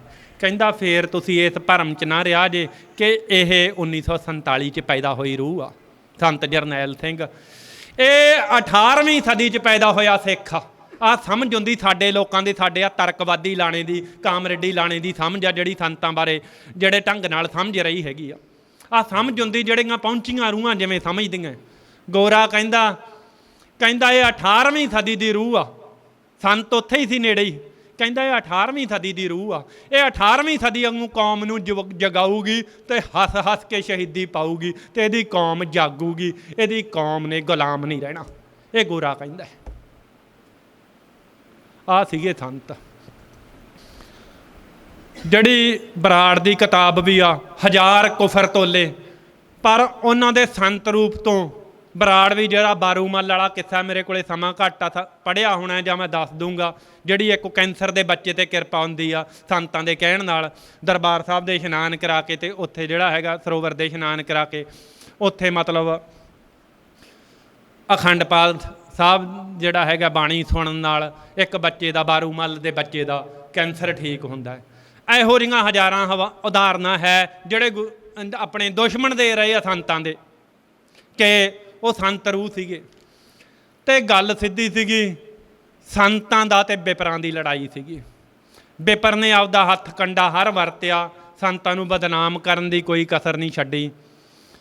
ਪਰ ਜਿਹੜਾ ਹੈਗਾ ਰੱਬੀ ਰੂਹਾਂ ਨੂੰ, ਉਹਨਾਂ 'ਤੇ ਜਿੰਨਾ ਮਰਜ਼ੀ ਕੁਫਰ ਤੋਲ ਲਓ, ਜਿੰਨਾ ਮਰਜ਼ੀ ਚਿੱਕੜ ਸਿੱਟ ਲਓ। ਸਾਡਾ ਜਿਹੜਾ ਨਿਰਪੱਖ ਮੀਡੀਆ ਨਾ, ਜਿਹੜਾ ਆਪਦੇ ਆਪ ਨੂੰ ਨਿਰਪੱਖ ਕਹਾਉਂਦਾ ਹੈ, ਜਦੋਂ ਸਾਡੇ ਸ਼ਹੀਦ ਦੀਪ ਸਿੰਘ ਸਿੱਧੂ, ਸੰਦੀਪ ਸਿੱਧੂ ਨਾਲ ਇੱਕ ਬਰਖਾ ਦੱਤ ਦੀ ਇੰਟਰਵਿਊ ਹੁੰਦੀ ਆ, ਸਾਰਾ ਜ਼ੋਰ ਉਹਦਾ ਇਸੇ ਗੱਲ 'ਤੇ ਲੱਗਾ ਰਹਿੰਦਾ, ਇਸ ਕੁਫਰ ਤੋਲਣ 'ਤੇ। ਦੀਪ ਸਿੱਧੂ ਜੀ ਨੂੰ ਕਹਿੰਦੀ ਆ ਵੀ ਤੁਸੀਂ ਪਹਿਲਾਂ ਇਹ ਕਮਿਟ ਕਰੋ, ਇਹ ਮੰਨੋ ਵੀ ਸੰਤ ਅੱਤਵਾਦੀ ਸੀਗੇ। ਮੀਡੀਆ ਨੂੰ ਇੰਸਟਰਕਸ਼ਨ ਦਿੱਤੀ ਜਾਂਦੀ ਆ ਜਾਂ ਇੱਕ ਜ਼ਹਿਰ ਇੰਨੀ ਆ ਕਿ ਉਹ ਗੱਲ ਹੀ ਇੱਥੋਂ ਸ਼ੁਰੂ ਕਰਦੇ ਆ, ਸੰਤ ਅੱਤਵਾਦੀ ਸੀਗੇ। ਜਿਨ੍ਹਾਂ ਨੇ ਇਸ ਵਿਪਰਵਾਦੀ ਸਮਾਜ 'ਚ, ਇਸ ਮਿੱਥਾਂ 'ਚ ਵਿਸ਼ਵਾਸ ਕਰਨ ਵਾਲੇ ਵਿਪਰਵਾਦੀ ਦੇਹਾਂ 'ਚ ਉਹ ਸਮਰੱਥਾ ਹੈ ਨਹੀਂ ਕਿ ਉਹ ਸੰਤ ਦੇ ਤੇਜ ਨੂੰ ਸਿਆਣ ਸਕਣ, ਉਹ ਸੰਤ ਨੂੰ ਅਨੁਭਵ ਕਰ ਸਕਣ। ਇਸ ਜਿਹੜੀ ਗਲਤ ਇਨਫੋਰਮੇਸ਼ਨ 'ਚੋਂ, ਗਲਤ ਪਛਾਣ 'ਚੋਂ ਜਿਹੜਾ ਮਤਲਬ ਉਹਨਾਂ ਨੇ ਸੰਤਾਂ ਬਾਰੇ ਕੂੜ ਪ੍ਰਚਾਰ ਕੀਤਾ। ਜੋਇਸ ਪੈਟੀਗਰੂ ਇੱਕ ਰਾਈਟਰ ਆ, ਜਿਹੜੀਆਂ ਮੈਂ ਪਿੱਛੇ ਗੱਲਾਂ ਕਰਕੇ ਹਟਿਆ। ਉਹ ਕਹਿੰਦੀ ਨਾ, ਜਿਹੜੀਆਂ ਮੈਂ ਫੋਟੋਆਂ ਦਿਖਾਈਆਂ ਤੁਹਾਨੂੰ, ਉਹ ਕਹਿੰਦੀ ਆ ਇਸ ਪਦਾਰਥਵਾਦੀ ਯੁੱਗ 'ਚ ਬੰਦਾ ਕਿੰਨਾ ਕੁ ਗਰਕ ਸਕਦਾ ਹੈ ਅਤੇ ਬੰਦਾ ਕਿੰਨਾ ਕੁ ਜ਼ਾਲਮ ਹੋ ਸਕਦਾ ਹੈ, ਇਹਦੇ ਨਵੇਂ ਮਾਇਨੇ ਮੈਨੂੰ 1984 'ਚ ਸਮਝਣ ਨੂੰ ਮਿਲੇ ਆ। ਇੱਕ ਐਂਥਰੋਪੋਲੋਜੀ ਦੀ, ਸਾਈਕੋਲੋਜੀ ਦੀ, ਵੈਸਟ ਦੀ ਯੂਨੀਵਰਸਿਟੀ ਦੀ ਬਹੁਤ ਵੱਡੀ ਸਕਾਲਰ ਇਹ ਗੱਲ ਕਹਿੰਦੀ ਆ ਕਿ ਬੰਦਾ ਕਿੰਨਾ ਕੁ ਗਰਕ ਸਕਦਾ ਹੈ, ਜਾਂ ਭਾਰਤੀ ਸਮਾਜ ਕਿੰਨਾ ਕੁ ਗਰਕ ਸਕਦਾ ਹੈ। ਇਹਦਾ ਚਿੱਤਰ ਮੈਨੂੰ ਮੇਰੇ ਸਾਹਮਣੇ ਆਇਆ, ਮੈਨੂੰ ਦੇਖਣ ਨੂੰ ਮਿਲਿਆ। ਦੂਜਾ, ਉਹ ਕਹਿੰਦੀ ਜਦੋਂ ਸਿੱਖਾਂ 'ਤੇ ਇੰਨਾ ਜਿਹੜਾ ਤਸ਼ੱਦਦ ਹੁੰਦਾ ਹੈ, ਉਹ ਕਹਿੰਦੀ 1984 ਦੇ ਵਿੱਚ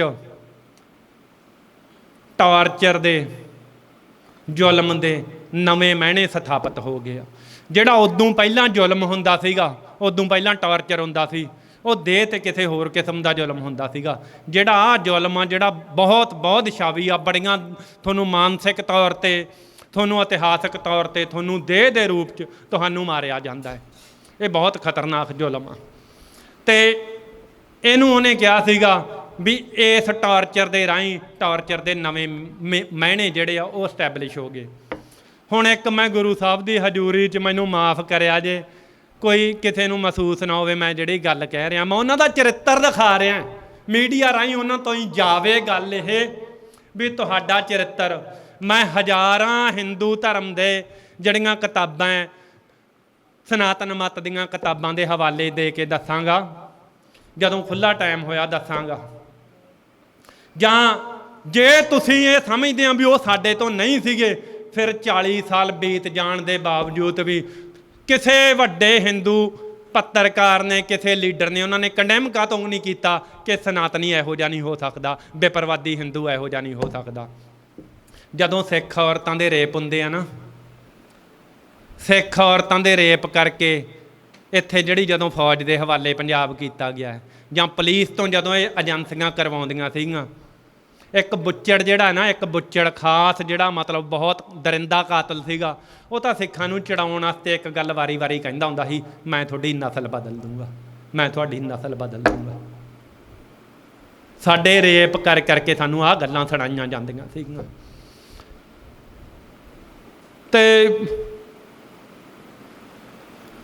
ਇਸ ਦੇਸ਼ ਦੇ ਮੱਥੇ 'ਤੇ ਕਲੰਕ ਆ, ਐਦੋਂ ਵੱਡਾ ਕਲੰਕ ਕਿਸੇ ਦੇਸ਼ ਦੇ ਮੱਥੇ 'ਤੇ ਹੋ ਨਹੀਂ ਸਕਦਾ ਵੀ ਇਸ ਦੇਸ਼ ਦੀ ਰਾਜਧਾਨੀ 'ਚ, ਜਿੱਥੇ ਸੱਚੇ ਪਾਤਸ਼ਾਹ ਨੇ ਕਿਸੇ ਧਰਮ ਨੂੰ ਬਚਾਉਣ ਵਾਸਤੇ ਸੀਸ ਦਿੱਤਾ ਹੋਵੇ, ਉੱਥੇ ਵਿਧਵਾ ਕਲੋਨੀ ਬਣੀ ਵੀ ਆ। ਅਤੇ ਉੱਥੇ ਵਿਧਵਾਵਾਂ ਨਾਲ ਵੱਡੇ ਸਰਕਾਰੀ ਜਿਹੜੇ ਅਹੁਦਿਆਂ 'ਤੇ ਲੋਕ ਰੇਪ ਕਰਨ ਜਾਂਦੇ ਸੀਗੇ। ਅਤੇ ਉੱਥੇ ਵੀ ਇਹ ਗੱਲਾਂ ਵੀ ਅਸੀਂ ਤੁਹਾਡੀ ਨਸਲ ਬਦਲਣੀ ਆ। ਸਾਡੀਆਂ ਨਸਲਾਂ ਭਾਈ ਤੁਹਾਡੇ ਤੋਂ ਨਹੀਂ ਬਦਲੀਆਂ ਜਾਣੀਆਂ। ਇਹ 10ਵੇਂ ਪਾਤਸ਼ਾਹ ਦਾ ਖੂਨ ਜਿਨ੍ਹਾਂ ਦੀਆਂ ਰਗਾਂ 'ਚ ਵਹਿੰਦਾ ਹੈਗਾ, ਉਹਨਾਂ ਦੀਆਂ ਨਸਲਾਂ ਨਹੀਂ ਬਦਲੀਆਂ ਜਾਣੀਆਂ। ਇਹ ਮੈਂਟੈਲਿਟੀ ਆ, ਇਹ ਚੀਜ਼ਾਂ ਸਿੱਧ ਕਰਦੀਆਂ ਹਿੰਦੂ, ਜਾਂ ਮੈਂ ਹਿੰਦੂ ਵੀ ਨਾ ਕਹਿ ਕੇ ਵਿਪਰਵਾਦੀ ਭਗਵੇਂ ਜਿਹੜਾ ਵਿਪਰ ਦਾ, ਇਹ ਨਫ਼ਰਤ ਦੀ ਇੰਤਹਾ ਹੈ ਜਿਹੜੀਆਂ ਉਹ ਗੱਲਾਂ ਕਰ ਰਿਹਾ ਹੈਗਾ ਕਿ ਅਸੀਂ ਤੁਹਾਡੀਆਂ ਨਸਲਾਂ ਬਦਲਣੀਆਂ।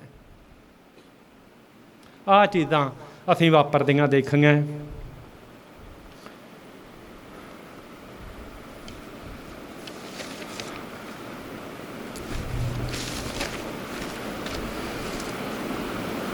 ਮਿਲਾਨ ਜੋਇਸ ਪੈਟੀਗਰਿਊ ਦੀ ਇੱਕ ਗੱਲ ਹੋਰ ਆ, ਉਹ ਕਹਿੰਦੀ ਨਾ ਜਦੋਂ ਚੀਜ਼ਾਂ ਦੇ ਅਰਥ ਸਮਝੋ, ਮੇਰੇ ਕੋਲ ਇੰਨੇ ਕੁ ਪੁਆਇੰਟ ਆ, ਸਮੇਂ ਦੀ ਪਾਬੰਦੀ ਆ, ਮੈਨੂੰ ਦੱਸ ਦਿਆ ਜੇ ਜਿੰਨਾ ਕਿ ਇਸ ਲੈਕਚਰ 'ਚ ਗੱਲਾਂ ਕੀਤੀਆਂ ਜਾ ਸਕਦੀਆਂ, ਜਿੰਨੀ ਕਿ ਸਮੇਂ ਦੀ ਸੀਮਾ ਉਨੀਆਂ ਕੁ ਮੈਂ ਗੱਲਾਂ ਕਰਾਂਗਾ, ਬਾਕੀ ਕਦੇ ਫੇਰ ਸਹੀ।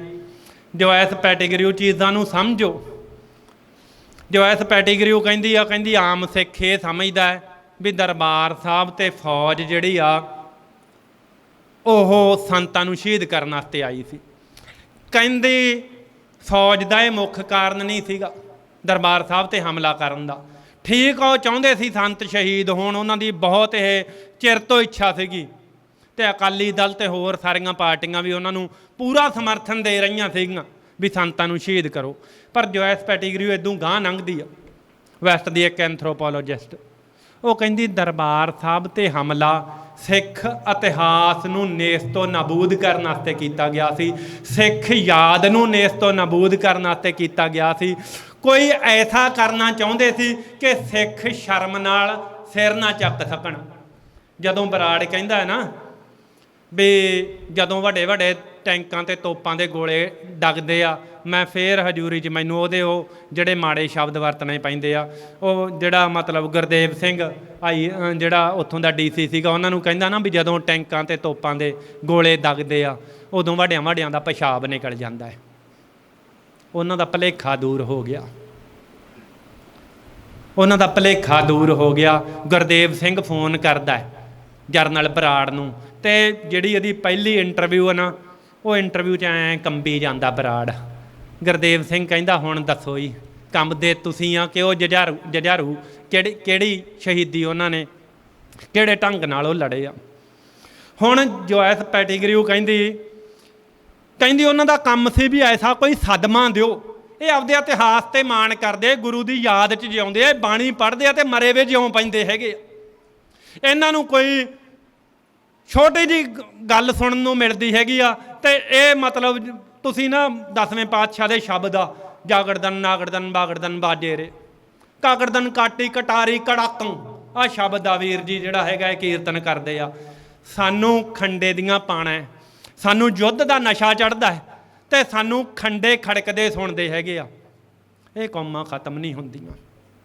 ਪਰ ਉਹ ਚਾਹੁੰਦੇ ਸੀ, ਉਹਨਾਂ ਦਾ ਵਹਿਮ ਸੀ, ਉਹਨਾਂ ਨੂੰ ਨਹੀਂ ਸੀ ਪਤਾ ਵੀ ਇਹ ਇੱਕ ਨਗਾਰੇ ਦੀ ਚੋਟ ਤੇ ਜਾਗਣ ਵਾਲੀ ਕੌਮ ਆ, ਇੱਕ ਨਗਾਰੇ ਦੀ ਚੋਟ ਤੇ ਇੱਕ ਗੁਰੂ ਦੇ ਨਾਦ ਨਾਲ ਇਹ ਜਿਉਂਦੀ ਹੋਣ ਵਾਲੀ ਕੌਮ ਹੈਗੀ ਆ। ਉਹਨਾਂ ਦਾ ਇਹ ਵਹਿਮ ਸੀਗਾ ਕਿ ਅਸੀਂ ਕੋਈ ਧੱਬਾ ਲਾਵਾਂਗੇ ਤੇ ਇਹ ਜਿਹੜੇ ਹੈਗੇ ਆ ਇਤਿਹਾਸ 'ਚ ਦੁਆਰੇ ਮਾਣ ਨਹੀਂ ਕਰਨ ਸਕਣਗੇ। ਉਹਨਾਂ ਨੂੰ ਐਂ ਸੀ ਵੀ ਸੰਤ ਜਰਨੈਲ ਸਿੰਘ ਜੀ ਖਾਲਸਾ ਸ਼ਾਇਦ ਹੱਥ ਖੜੇ ਕਰਕੇ ਬਾਹਰ ਆ ਜਾਣਗੇ, ਜਾਂ ਅਸੀਂ ਜਿਹੜਾ ਹੈਗਾ ਆਪਦੀ ਅਚੀਵ ਕਰ ਲਾਂਗੇ ਕੁਛ। ਤੇ ਉਹਨਾਂ ਨੂੰ ਜਿਹੜੀ ਐਡੀ ਕੁ ਵੱਡੀ ਇੰਡੀਅਨ ਫੌਜ ਜਿਹੜੀ ਆ ਮਿਲਟਰੀ ਆ, ਉਹਦੀਆਂ ਤਿੰਨੇ ਡਿਵੀਜ਼ਨਸ, ਜਲ ਸੈਨਾ, ਥਲ ਸੈਨਾ ਤੇ ਏਅਰ ਫੋਰਸ, ਤਿੰਨੇ ਹਮਲਾ ਕਰਦੀ ਆ। ਫਰਾਂਸ ਉਹਨੂੰ ਪੂਰੀ ਸਪੋਰਟ ਦਿੰਦਾ, ਫਰਾਂਸ ਉਹਨੂੰ ਹਥਿਆਰ ਦਿੰਦਾ, ਉਸ ਫੌਜ ਨੂੰ ਟੈਕਨੀਕਲ ਸਪੋਰਟ ਦਿੰਦਾ ਹੈਗਾ। ਕਾਮਰੇਡੀ ਦੇਸ਼ ਰੂਸ ਉਹ ਉਹਨਾਂ ਨੂੰ ਪੂਰੀ ਸਪੋਰਟ ਦਿੰਦਾ। ਤਿੰਨ ਮੁਲਕਾਂ ਦੀਆਂ ਫੌਜਾਂ ਲੜ ਰਹੀਆਂ ਭਾਈ 100 ਕੁ ਸਿੰਘਾਂ ਦੇ ਨਾਲ। ਆਹ ਸੀਗੀ ਅਸਾਮੀ ਇੱਕ ਜੰਗ, 100 ਕੁ ਸਿੰਘਾਂ ਦੇ ਨਾਲ ਤਿੰਨ ਮੁਲਕਾਂ ਦੀਆਂ ਫੌਜਾਂ ਲੜ ਰਹੀਆਂ।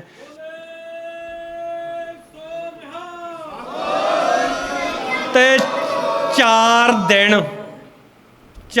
ਦਿਨ ਜਿਹੜੇ ਆ ਨਾ, ਜਿਵੇਂ ਉਹ ਫੌਜਾਂ ਲੜੀਆਂ ਜਿਹੜੀਆਂ ਉਹ ਗੁਰੂ ਰੂਪ ਖਾਲਸਾ ਲੜਿਆ ਹੈ, 4 ਦਿਨ ਉਹਨਾਂ ਨੇ ਐਸੇ ਕੱਟੇ ਆ, ਐਸੀਆਂ ਜ਼ੋਰ ਦਿਖਾਏ ਆ ਕਿ ਜਿੰਨਾ ਤਾਈਂ ਇੰਡੀਅਨ ਸਟੇਟ ਰਹੂਗੀ, ਜਿੰਨਾ ਤਾਈਂ ਇਸ ਦੇਸ਼ 'ਚ ਬੇਪਰਵਾਦੀ ਹਿੰਦੂ ਰਹੂਗਾ, ਇਹ ਤਰਬਕ ਕੇ ਉੱਠਦਾ ਰਹੂਗਾ ਕਿ ਸਾਡੇ ਨਾਲ ਉਹਨਾਂ ਨੇ ਬਣਾਇਆ ਕੀ ਆ। ਉਹ ਮੈਂ ਤਾਂ ਹੀ ਕਹਿੰਦਾ ਉਹ ਦੇਹ ਦੇ ਹੱਡ ਮਿੱਟੀ ਦੇ ਮਾਸ ਦੇ ਪੁਤਲੇ ਨਹੀਂ ਸੀ, ਉਹ ਜੋਤ ਸਰੂਪ ਸੀਗੇ। ਜਦੋਂ ਫਿਰ ਸੰਤ ਰੂਹਾਂ ਲੜਦੀਆਂ, ਸੰਤ ਰੂਹਾਂ ਇਕੱਲੀਆਂ ਨਹੀਂ ਹੁੰਦੀਆਂ। ਇੱਕ ਕਥਾਕਾਰ ਨੇ ਕਿਹਾ, ਕਹਿੰਦਾ ਬਾਬਾ ਦੀਪ ਸਿੰਘ ਜੀ ਵੀ ਉੱਥੇ ਹੀ ਸੀਗੇ, ਰੂਹਾਂ ਵੀ ਲੜਦੀਆਂ, ਉਹ ਲੜੇ ਆ ਤੇ ਬੇਪਰ ਦੇ ਕੂੜ 'ਚ ਦਮ ਨਹੀਂਗਾ ਕਿ ਉਹ ਸੰਤ ਦੇ ਤੇਜ ਨੂੰ ਸਹਾਰ ਸਕੇ। 1984 ਤੇ ਮਾਣ ਕਰੋ, ਸੰਤ ਦੇ ਤੇਜ ਨੇ, ਸੰਤ ਦੇ ਪ੍ਰਕਾਸ਼ ਨੇ ਬੇਪਰ ਦੇ ਮੂੰਹ ਤੇ ਇੱਕ ਐਸੀ ਕਰਾਰੀ ਚਪੇੜ ਮਾਰੀ ਆ ਕਿ ਉਹਦੇ ਸਦਮੇ 'ਚੋਂ ਸਦਾ ਬੌਂਦਲਿਆ ਰਹੂਗਾ ਕਿ ਪਿਛਲੇ 40 ਸਾਲ 'ਚ ਅਸੀਂ ਵੇਖਦੇ ਹਾਂ ਵੀ ਉਹ ਬੌਂਦਲਿਆ ਪਿਆ ਹੈ। ਇੱਕ ਬਾਇਓਗ੍ਰਾਫੀ ਆ, ਮੈਂ 10 ਕੁ ਮਿੰਟ ਸ਼ਾਇਦ ਲਵਾਂਗਾ। ਇੱਕ ਬਾਇਓਗ੍ਰਾਫੀ ਆ ਇੰਦਰਾ ਦੀ, ਪਪਲ ਜੈਕਰ ਨੇ ਲਿਖੀ ਆ। ਇੱਕ ਸੋਨੀਆ ਦੀ ਬਾਇਓਗ੍ਰਾਫੀ ਆ, ਜੀਵਨੀਆਂ। ਇਹ ਦੋਨੇ ਪੜ੍ਹਨੀਆਂ ਚਾਹੀਦੀਆਂ।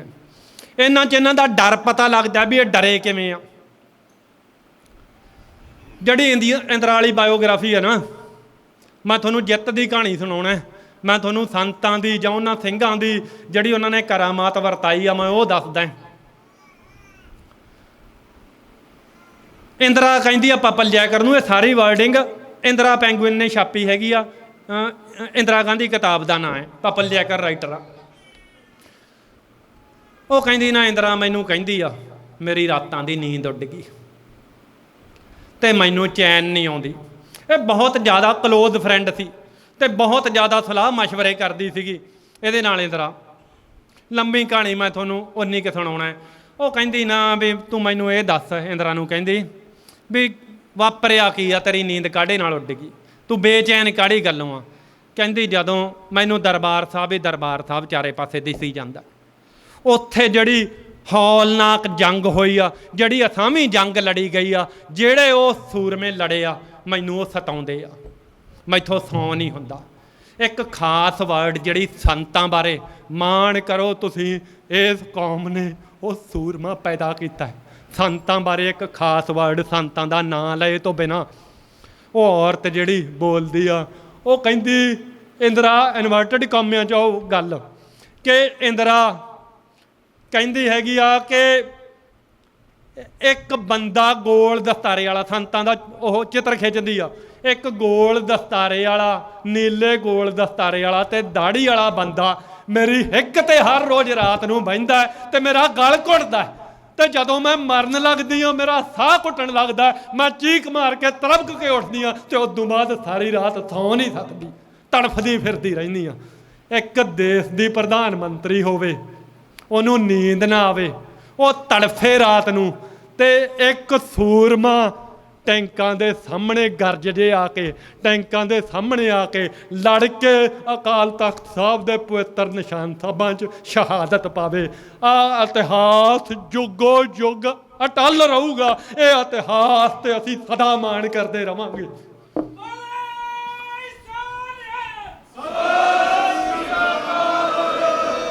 ਸੰਤ ਜਰਨੈਲ ਸਿੰਘ ਜੀ ਨੂੰ ਭੰਡਣ ਵਾਲੇ ਇੱਕ ਪ੍ਰਚਾਰ ਕਰਦੇ ਆ, ਬੜੇ ਕੂੜ ਪ੍ਰਚਾਰ ਹੋਏ ਆ। ਜਦੋਂ ਗੱਲ ਪਹੁੰਚ ਤੋਂ ਬਾਹਰ ਹੋ ਜੇ ਉਦੋਂ ਕੂੜ ਪ੍ਰਚਾਰ ਹੁੰਦੇ ਆ। ਪਰ ਮੈਂ ਆਈ ਵਿਟਨੈਸ ਨੂੰ ਮਿਲਿਆ, ਡੇ ਨਾਈਟ ਟੀਵੀ ਤੇ ਜਿਹੜੀਆਂ ਇੰਟਰਵਿਊਆਂ ਕਮਰ ਸੰਧੂ ਨੇ ਲਾਈਆਂ ਸੀ, ਉਹਦੇ 'ਚ ਕੁਛ ਆਈ ਵਿਟਨੈਸ ਆਏ ਵੀ ਸੀਗੇ। ਇੱਕ ਬਹੁਤ ਲੰਮੇ ਕੱਦ ਵਾਲਾ ਸੰਤਾਂ ਦੇ ਜਿਹੜਾ ਨਾਲ ਸਿੰਘ ਆ, ਤੇ ਉਹਨਾਂ ਕੋਲੇ ਰਾਈਫਲ ਵੀ ਆ ਤੇ ਵੱਡਾ ਸਾਰਾ ਸ਼ਸਤਰ ਆ ਉਹਦੇ ਕੋਲੇ। ਉਹ ਸਿੰਘ ਜੇ ਹੁਣ ਚੜ੍ਹਾਈ ਨਾ ਕਰ ਗਿਆ ਹੋਵੇ, ਉਹ ਸਿੰਘ ਜਿਉਂਦਾ ਸੀ। ਡੇ ਨਾਈਟ ਦੇ ਕਮਰ ਸੰਧੂ ਨੇ ਉਹਦੀ ਇੰਟਰਵਿਊ ਲਈ ਆ। ਸੰਤ ਜਰਨੈਲ ਸਿੰਘ ਜੀ, ਇਹ ਗੱਲਾਂ ਸੁਣੋ। ਸੰਤ ਜਰਨੈਲ ਸਿੰਘ ਜੀ ਸ਼ਾਹ ਅੰਦਰ ਕਹਿੰਦੇ ਇੱਕ ਗੋਲਾ ਵੱਜਦਾ ਪਹਿਲਾਂ।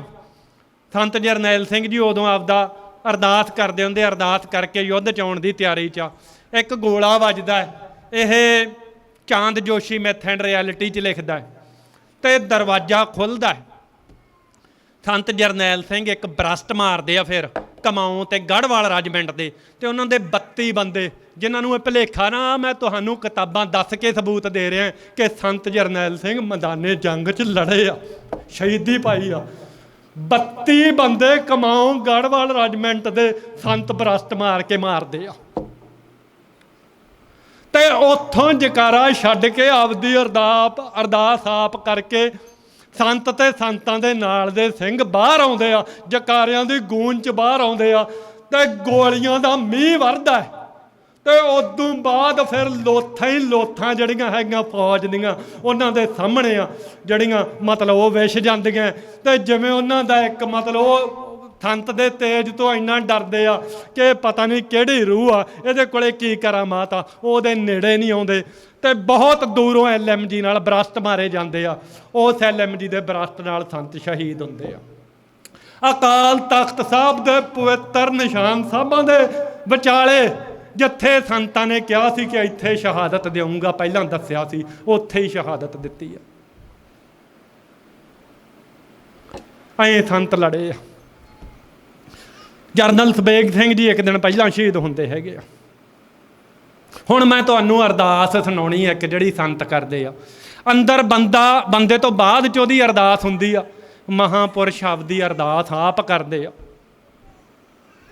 ਅਰਦਾਸ ਕਰਕੇ ਗੁਰੂ ਸਾਹਿਬ ਦੇ ਮੂਹਰੇ ਪੂਰੇ ਐਨ ਬਾਕਾਇਦਗੀ 'ਚ ਜਿਹੜੇ ਅਰਦਾਸ ਦੇ ਨਿਯਮ ਆ ਉਹਨਾਂ ਮੁਤਾਬਕ ਅਰਦਾਸ ਕਰਕੇ ਕਹਿੰਦੇ ਆ, ਹੇ ਅਕਾਲ ਪੁਰਖ ਵਾਹਿਗੁਰੂ, ਹੇ ਸੱਚੇ ਪਾਤਸ਼ਾਹ, ਤੇਰਾ ਘਰ ਢਹਿ ਗਿਆ ਹੈ, ਬਿਪਰਾਂ ਨੇ ਇਹ ਘਰ ਢਾਤਾ ਹੈ, ਮੇਰੇ ਸਿੰਘਾਂ 'ਚ ਨੂੰ ਬਖਸ਼ਿਸ਼ ਕਰੀ, ਇਹ ਆਪਦਾ ਤਖਤ ਦੁਬਾਰੇ ਬਣਾਉਣ, ਇਹ ਯੁਗੋ ਯੁਗ ਅਟੱਲ ਰਵੇ। ਇੱਕ ਅਰਦਾਸ ਹੋਰ ਕਰਦੇ ਆ ਨਾਲ ਹੀ, ਕਹਿੰਦੇ ਜਿੰਨਾ ਚਿਰ ਤਾਈਂ ਗੁਲਾਮੀ ਦਾ ਜੂੜਾ ਲੈਂਦਾ ਨਹੀਂ, ਇਹ ਘੜਾ ਟੁੱਟਦਾ ਨਹੀਂ, ਤੇ ਅਸੀਂ ਆਜ਼ਾਦ ਨਹੀਂ ਹੁੰਦੇ। 5 ਸਿੰਘਾਂ ਦੇ ਉਹ ਨਾਂ ਲੈਂਦੇ ਆਪਦੀ ਅਰਦਾਸ 'ਚ। ਨਾਰਾਇਣ ਸਿੰਘ ਚੌੜਾ ਇਸ ਗੱਲ ਦੇ ਗਵਾਹ ਹੈ, ਹੋਰ ਵੀ ਸਿੰਘ ਗਵਾਹ ਹੈ। 18 ਸਿੰਘ ਦਾ, ਭਾਈ ਅਮਰੀਕ ਸਿੰਘ ਜੀ ਦਾ, ਜਰਨਲ ਸਬੇਗ ਸਿੰਘ ਜੀ ਦਾ, ਹੋਰ ਸਾਰੇ 5 ਸਿੰਘਾਂ ਦੇ ਉਹ ਨਾਂ ਲੈਂਦੇ ਆ। ਤੇ ਨਾਂ ਲੈ ਕੇ ਕਹਿੰਦੇ ਆ, ਜਿੰਨਾ ਚਿਰ ਤਾਈਂ ਅਸੀਂ ਆਜ਼ਾਦ ਨਹੀਂ ਹੁੰਦੇ, ਅਸੀਂ ਵਾਰੀ ਵਾਰੀ ਜਨਮ ਲੈਂਦੇ ਰਹੀਏ ਤੇ ਵਾਰੀ ਵਾਰੀ ਜਨਮ ਲੈ ਕੇ ਸ਼ਹਾਦਤਾਂ ਪਾਉਂਦੇ ਰਹੀਏ। ਇਹ ਸੰਤ ਜਰਨੈਲ ਸਿੰਘ ਜੀ ਦੀ ਮੈਦਾਨੇ ਜੰਗ 'ਚ ਕੁੱਦਣ ਤੋਂ ਪਹਿਲਾਂ ਦੀ ਅਰਦਾਸ ਆ। ਹੁਣ 2 ਚੀਜ਼ਾਂ ਜਿਹੜੀਆਂ ਹੈਗੀਆਂ,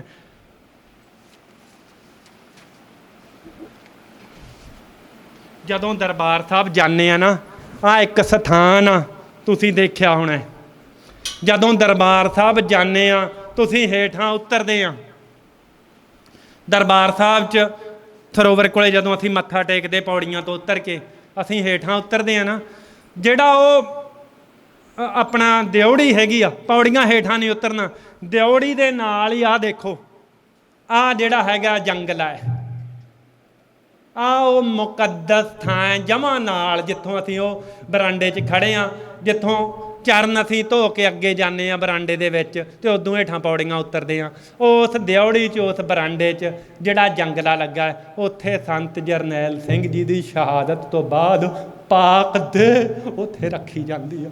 ਉਹਨੂੰ ਨਤਮਸਤਕ ਹੋ ਉੱਥੇ ਉਸ ਮਹਾਨ ਸੂਰਮੇ ਨੂੰ ਰੱਖਿਆ ਗਿਆ ਹੈ। ਪਰ ਆ ਫੋਟੋ ਆ ਜਿਹੜੀ ਉਹ ਰੱਖੀ ਗਈ ਆ ਉਹਦੀ। ਤੇ ਪ੍ਰੋਫੈਸਰ ਪੂਰਨ ਸਿੰਘ ਜੀ ਨਾ ਬਹੁਤ ਵੱਡੇ ਦਾਰਸ਼ਨਿਕ ਅਧਿਆਤਮਕ ਚਿੰਤਕ ਆ। ਉਹ ਕਹਿੰਦੇ ਪੰਜਾਬ ਦੀ ਸਾਰੀ ਧਰਤੀ ਪੂਜਣਯੋਗ ਆ। ਪੰਜਾਬ ਦੀ ਧਰਤੀ ਦੇ ਕਣ ਕਣ ਨੇ, ਪੰਜਾਬ ਦੀ ਧਰਤੀ ਦੀਆਂ ਤਿੜਾਂ ਨੇ ਓਨਾ ਪਾਣੀ ਨਹੀਂ ਪੀਤਾ ਜਿੰਨਾ ਖਾਲਸੇ ਦਾ ਖੂਨ ਪਸੀਨਾ ਪੀ ਕੇ ਜਵਾਨ ਹੋਈ ਆ।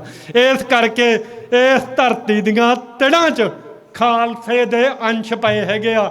ਜਿਵੇਂ ਹਰਿੰਦਰ ਸਿੰਘ ਮਹਿਬੂਬ ਕਹਿੰਦੇ ਆ ਨਾ, ਜੇ ਤੁਸੀਂ ਸਮੂਹਿਕ ਰੂਪ 'ਚ ਵੀ ਮਰ ਗਏ, ਜੇ ਤੁਸੀਂ ਖਾਕ ਹੋ ਗਏ, ਤੁਸੀਂ ਖਾਕ 'ਚੋਂ ਦੁਬਾਰੇ ਪੈਦਾ ਹੋਵੋਗੇ। ਇਹ ਕੌਮ ਮਰ ਨਹੀਂ ਸਕਦੀ।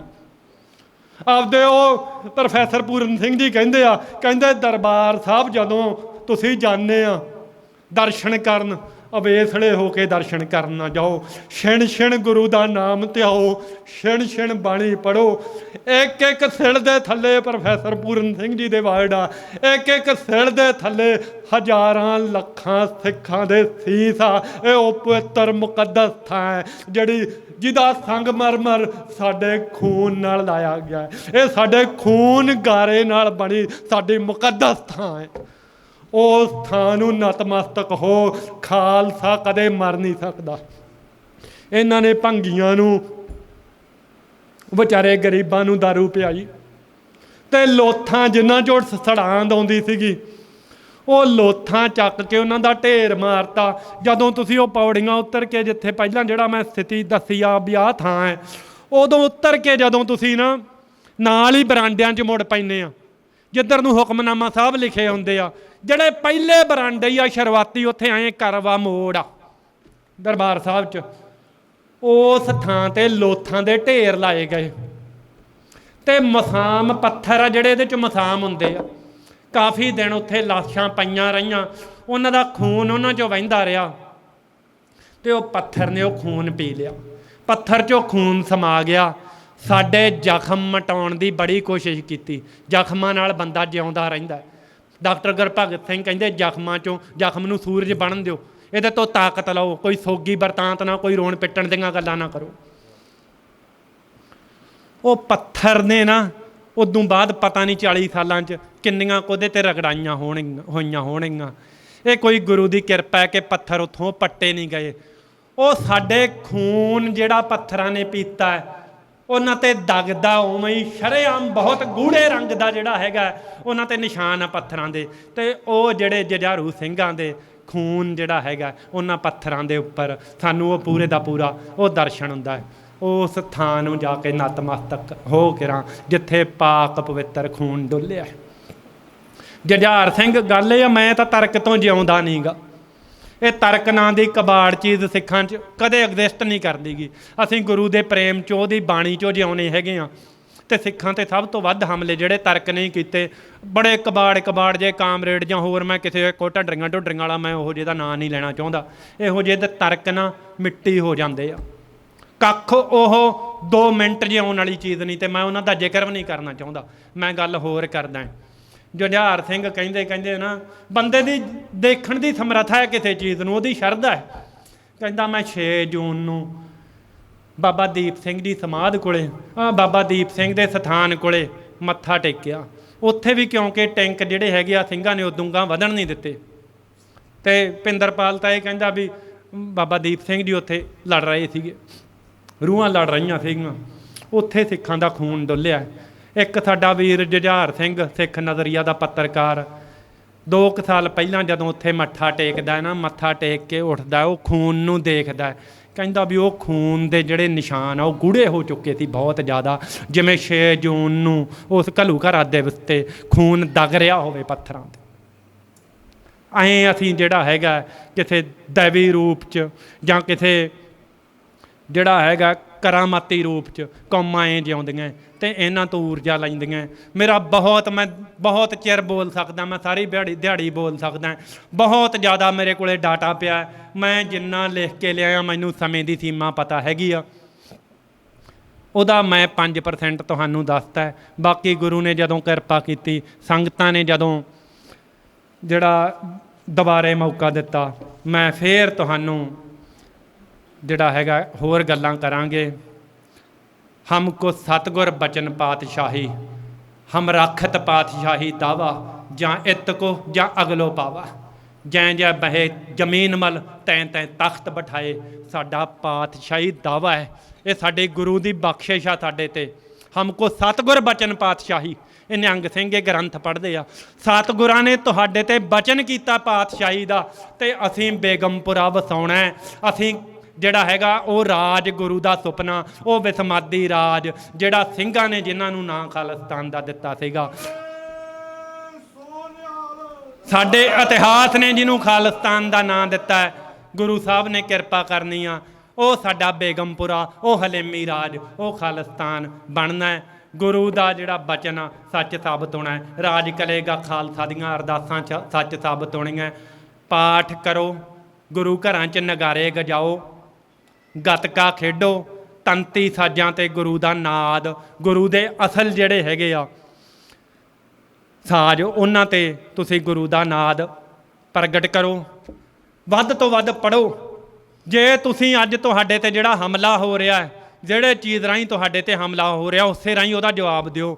ਜੇ ਗਿਆਨ ਰਾਹੀਂ, ਇੰਟੈਲੀਜੈਂਸ ਰਾਹੀਂ ਹਮਲਾ ਹੋ ਰਿਹਾ, ਉਹਦੇ ਰਾਹੀਂ ਉਹਦਾ ਜਵਾਬ ਦਿਓ। ਅਤੇ ਤੁਸੀਂ ਜੋਗੋ ਜੁਗ ਜਿਉਣਾ ਹੈ। ਹਰਿੰਦਰ ਸਿੰਘ ਮਹਿਬੂਬ ਨਾ, ਉਹਦੀ ਇੱਕ ਕਵਿਤਾ ਹੈ, ਉਹ ਕਹਿੰਦਾ ਆ ਦਲ ਰੂਹਾਂ ਦਾ ਗੂੰਜੇਗਾ, ਕੋਈ ਸਾਗਰ ਥਲ ਵਿੱਚ ਗੂੰਜੇਗਾ। ਇੱਥੇ ਰੂਹਾਂ ਦੇ ਹੜ੍ਹ ਆਉਣੇ ਆ। ਹਰਿੰਦਰ ਸਿੰਘ ਮਹਿਬੂਬ ਕਹਿੰਦੇ ਆ, ਸਾਡੀ ਲੜਾਈ ਅਸੀਂ ਇਕੱਲਿਆਂ ਨੇ ਨਹੀਂ ਲੜਨੀ। ਜਿਵੇਂ ਸਿੱਖੀ ਦਾ ਪ੍ਰਚਾਰ ਹੋ ਰਿਹਾ, ਗੋਰੇ ਸਿੱਖ ਬਣ ਰਹੇ ਆ, ਤੇ ਮੇਰਾ ਇਹ ਮੰਨਣਾ ਹੈ, ਮੈਂ ਰੂਹਾਂ ਤੇ ਮਿਸਟਿਸਿਜ਼ਮ ਤੇ ਸਟੱਡੀ ਕਰਦਾ ਹਾਂ, ਮੇਰਾ ਇਹ ਮੰਨਣਾ ਹੈ ਜਿਨ੍ਹਾਂ ਨੇ ਸਾਡੇ ਕੋਹ ਕੇ ਮਾਰੇ ਆ ਨਾ, ਉਹਨਾਂ ਦੇ ਘਰਾਂ 'ਚ ਵੀ ਖਾਲਸੇ ਨੇ ਪ੍ਰਗਟ ਹੋਣਾ ਹੈਗਾ, ਉਹਨਾਂ ਦੇ ਘਰਾਂ 'ਚ ਵੀ ਸੂਰਮਿਆਂ ਨੇ ਪ੍ਰਗਟ ਹੋਣਾ ਹੈ। ਉਹਨਾਂ ਨੂੰ ਆਪਦੇ ਭਾਰ ਤੋਂ ਮੁਕਤ ਹੋਣਾ ਪੈਣਾ ਹੈ, ਉਹਨਾਂ ਨੂੰ ਨਰਕ 'ਚ ਜਾਣ ਤੋਂ ਬਚਣ ਵਾਸਤੇ ਆਪਦੇ ਭਾਰ ਤੋਂ ਮੁਕਤ ਹੋਣ ਵਾਸਤੇ ਲੜਨਾ ਪੈਣਾ ਹੈ। ਗੁਰੂ ਦੀ ਲੜਾਈ, ਜਿਹੜਾ ਹਰਿੰਦਰ ਸਿੰਘ ਮਹਿਬੂਬ ਕਹਿੰਦੇ ਨਾ, ਪੰਥ ਦੀ ਲੜਾਈ ਸਰਬ ਕੌਮਾਂ ਨੇ ਲੜਨੀ ਆ ਦਲ ਰੂਹਾਂ ਦਾ ਕੂੰਦੇਗਾ, ਕੋਈ ਸਾਗਰ ਥਲ ਵਿੱਚ ਗੂੰਦੇਗਾ, ਰੂਹਾਂ ਦੀ ਬਾਰਿਸ਼ ਹੋਣੀ ਆ। ਖਾਲਸੇ ਦੀ ਲੜਾਈ ਆ ਨਿਹੰਗ ਸਿੰਘ ਆ, 96 ਕਰੋੜੀ ਫੌਜ ਆ, ਸਾਡੀ ਫੌਜ ਸੰਭੜੀ ਨਹੀਂ। ਜਦੋਂ ਇੱਥੇ ਰੂਹਾਂ ਦੀ ਬਾਰਿਸ਼ ਹੋਈ, ਜਦੋਂ ਇੱਥੇ ਦੇਹਾਂ ਗੁਰੂ ਦੇ ਰੰਗ 'ਚ ਰੰਗੀਆਂ ਗਈਆਂ, ਸਾਡੀ ਫੌਜ ਦਾ ਇਹਨਾਂ ਤੋਂ ਐਸਟੀਮੇਟ ਨਹੀਂ ਲੱਗਣਾ ਵੀ ਇਹ ਗੁਰੂ ਦੀਆਂ ਰੂਹਾਂ ਕਿੱਥੋਂ ਆ ਗਈਆਂ। ਡਾਕਟਰ ਗੁਰਭਗਤ ਸਿੰਘ ਜੀ ਵੀ ਇਹ ਗੱਲ ਕਹਿੰਦੇ ਆ, ਕਹਿੰਦੇ ਜਿਹੜਾ ਗੁਰੂ ਦਾ ਗੀਤ ਆ, ਗੁਰੂ ਦੀ ਬਾਣੀ ਆ, ਇਹ ਸਰਬ ਕੌਮਾਂ ਨੇ ਗਾਉਣੀ ਆ। ਜਿਹੜੀ ਸਿੱਖੀ ਆ ਇਹ ਸਰਬ ਕੌਮਾਂ 'ਚ ਕਾਇਨਾਤ 'ਚ ਫੈਲਣੀ ਆ। ਤੁਹਾਡੀ ਲੜਾਈ ਵੀ ਸਰਬ ਕੌਮਾਂ ਨੇ ਲੜਨੀ ਆ, ਤੁਹਾਡੀ ਲੜਾਈ ਵੀ ਕਾਇਨਾਤ ਦਾ ਇੱਕ ਵੱਡਾ ਜੰਗ ਹੋਣਾ ਹੈ। ਪੰਥ ਪ੍ਰਕਾਸ਼ ਪੜ੍ਹੋ, ਸੂਰਜ ਪ੍ਰਕਾਸ਼ ਪੜ੍ਹੋ, ਪ੍ਰੋਫੈਸਰ ਪੂਰਨ ਸਿੰਘ ਜੀ ਪੜ੍ਹੋ। ਇਹ ਲੜਾਈ ਨਿਸ਼ਚਿਤ ਆ, ਇੱਕ ਨਿਸ਼ਚਿਤ ਲੜਾਈ ਹੋਣੀ ਆ। ਜਦੋਂ ਨੀਲੀਆਂ ਫੌਜਾਂ ਨੇ ਲੜਨਾ, ਜਦੋਂ ਕੇਸਰੀ ਬਾਣਿਆਂ ਵਾਲਿਆਂ ਨੇ ਲੜਨਾ, ਜਦੋਂ ਸਰਬੱਤ ਖਾਲਸੇ ਨੇ ਲੜਨਾ, ਤੇ ਇੱਕ ਨਿਸ਼ਚਿਤ ਲੜਾਈ ਹੋਣੀ ਆ। ਕੂੜ ਦਾ ਭਾਂਡਾ ਭੱਜਣਾ, ਬੇਪਰਦਾ ਭਾਂਡਾ ਭੱਜਣਾ, ਤੇ ਸੰਤ ਦੇ ਤੇਜ ਦਾ ਪ੍ਰਗਟ ਜਲਾਓ ਇੱਥੇ ਆਉਣਾ। ਗੁਰੂ ਦਾ ਪ੍ਰਕਾਸ਼ ਹੋਣਾ। ਦਿੱਲੀ ਤਖਤ ਪਰ ਬਹੇਗੀ ਆਪ ਗੁਰੂ ਕੀ ਫੌਜ, ਛਤਰ ਚੁਲੇਂਗੇ ਸੀਸ ਪਰ ਬੜੀ ਕਰੇਗੀ ਮੌਜ। ਵਾਹਿਗੁਰੂ ਜੀ ਕਾ ਖਾਲਸਾ, ਵਾਹਿਗੁਰੂ ਜੀ ਕੀ ਫਤਿਹ। ਸਤਿ ਸ੍ਰੀ ਅਕਾਲ।